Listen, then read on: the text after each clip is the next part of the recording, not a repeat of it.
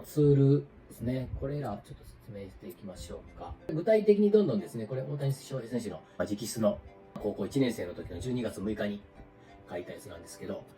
3つこれも入れて、私は4大ツール言っているんですけども、これを書くときは1つの目標に絞って、どんどん落とし込んでいくと。例えば10年後の目標を落とし込んでいきましょうってなったときに、じゃあどういう行動をするのかっていうと、具体的になかなか出てこないじゃないですか。10年後の目標あったとしたら、じゃあ5年後にどういう姿になってるんやと。3年後は、2年後は、どんどん戻ってきて、そしたら今年何しようかと。で、もっと細かく言うと、それに対して今月の目標あれば、今月1ヶ月の目標をどんどん落とし込んでいくというのが一番いいやり方ですね。